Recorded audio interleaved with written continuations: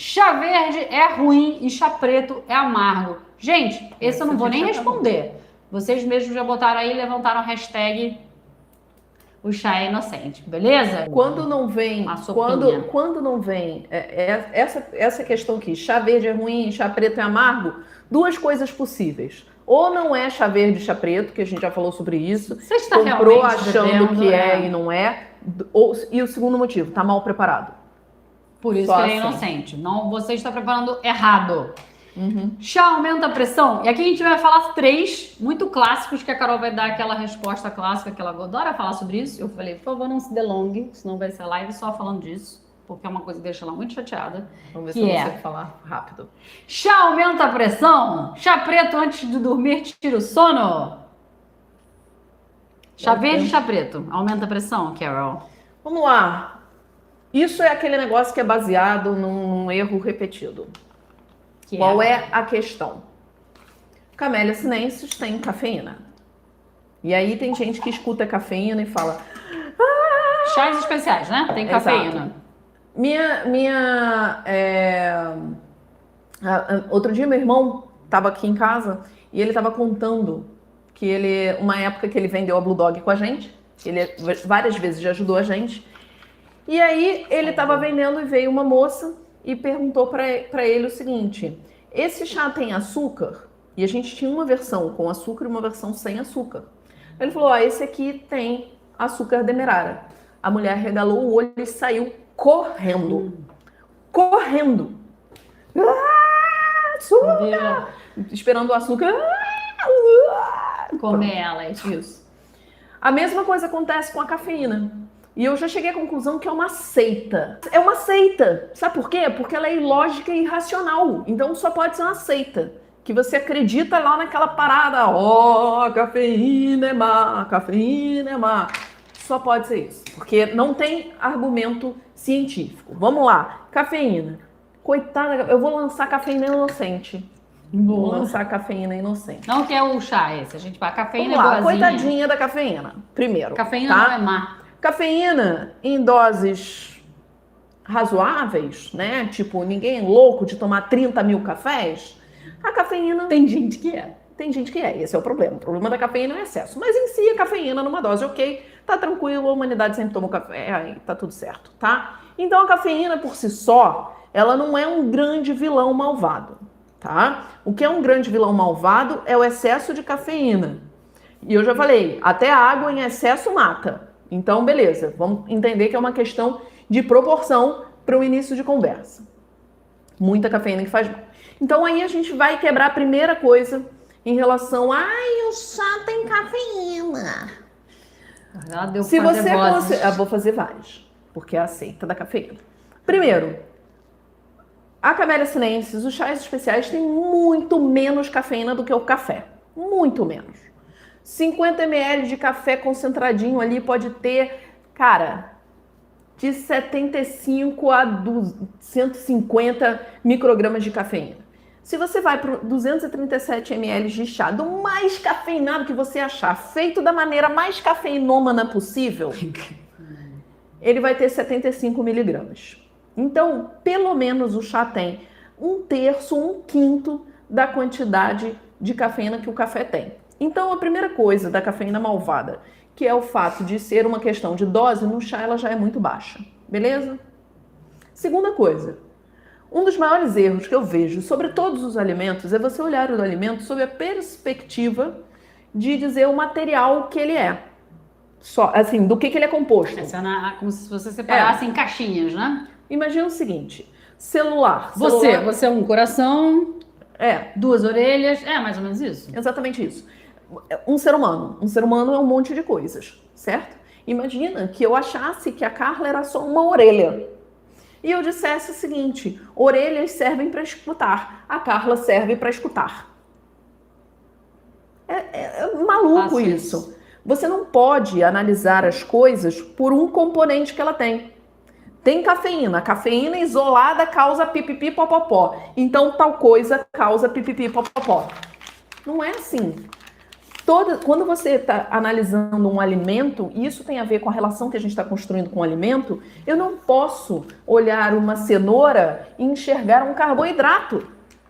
Porque se eu olho a cenoura e enxergo um carboidrato, eu estou olhando a cenoura e não vendo vitamina A, vitamina K, um monte de coisa. Beleza? Você não pode olhar o chá como se você estivesse tomando uma pílula de cafeína, porque não faz sentido. Por quê? O chá tem antioxidantes e L-teanina, e eles interferem na absorção da cafeína no nosso corpo. Os antioxidantes retardam a absorção da cafeína no nosso cérebro. Então, a primeira coisa, além da cafeína ser pouca, ela vai entrar lentamente no nosso cérebro. Devagar. Ok. Isso. Segunda coisa, a L-teanina contrabalanceia os possíveis efeitos negativos que a cafeína teria. A cafeína, ela é um estimulante, ela está relacionada à produção de onda beta. Onda beta é aquela de que ou você enfrenta um perigo ou você foge dele, é ação rápida. Por isso que quando você toma um café, você tem aquele pico ali e depois você baixa. Aí você vai lá e pá, tem que tomar mais cafeína, porque senão você não quer ficar naquela baixa.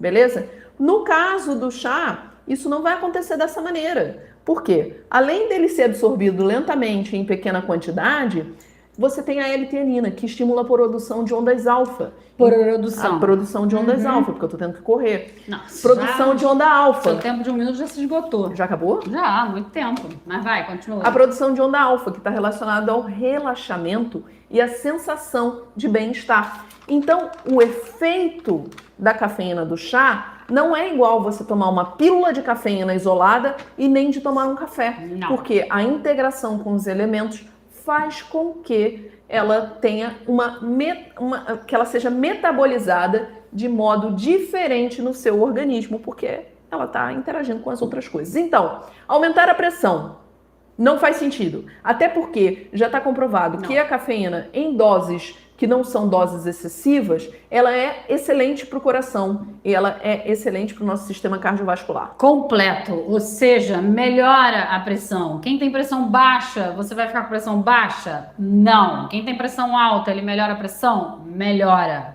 Ponto, tá? A gente já viu muita gente falando, mas se você tem pressão alta, você não pode tomar chá. Chá verde, por exemplo. A gente já viu post. Uma amiga nossa, nutricionista, mandou pra gente, que legal, esse cara tá falando bem do chá verde. Aí a gente lê, pô, que legal, realmente, falou umas coisas bacanas do chá verde. Você vai nos comentários, aí tem alguém assim, doutor, eu tenho problema de pressão alta, eu posso tomar pressão alta? Eu posso tomar chá verde? Não, se você tem pressão alta, não, por conta da cafeína. Enfim, então aí não deu nem pra dar um parabéns pras pessoas, entendeu? Se a quantidade de cafeína nos chás é igual a L-teanina, são 5 vezes mais L-teanina do que cafeína na folha seca de chá. Tá, L-teanina. 5 vezes mais. Por isso que temos alunos que falam o quê? A Dani é uma dessas, a Rita também. Tem a camiseta. Está toda trabalhada na L-teanina. Quem bebe chás especiais está trabalhado na L-teanina. E para quem não lembrou, L-teanina é exatamente o que a Carol falou. Foco, concentração, primeiro nível de benefícios que a gente bem-estar, sente relaxamento dos chás especiais, que a gente apresentou inclusive no evento O Caminho do Chá. E o que acontece é o seguinte... No terceiro nível já vai levar você para outros lugares. Se a quantidade é 5 vezes mais e se cada chá tem uma quantidade diferente. Sim. Não só de cafeína, quanto de L-teanina. Mas isso não está calculado, porque a gente tem milhões de tipos de chás especiais. Exato. Milhões não, milhares. Mas já sabe que é impossível calcular. Exato. E isso também... Você mede para um chá e da maneira que você fez. Na verdade, o que a folha tem lá, ela tem lá. O que vai diferenciar é a cada nova infusão, nas múltiplas infusões dos chás especiais, você vai liberando esses componentes. Qual que libera primeiro? Qual que libera depois? Não tem regra, tá? Tem gente que insiste em dizer, esse é um outro mito, de que a cafeína sai primeiro porque ela é hidrossolúvel na água. Isso é uma burrice. Por quê? Porque tudo é hidrossolúvel na água, basicamente. Né? Os componentes do chá que vão sair são... Sim, são todos, senão eles não sairiam. Né? Aliás, a gente não beberia a L-teanina, a gente não beberia a cafeína, a gente não teria os antioxidantes, a gente não teria nenhum deles. Ficaria tudo preso na folha.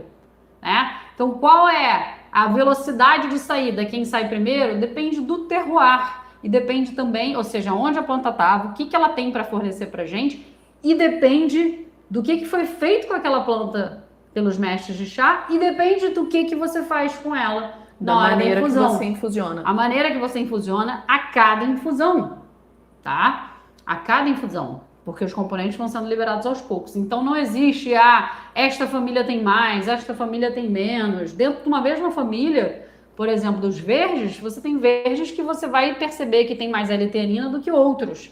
Você sente isso quando você está bebendo, tá?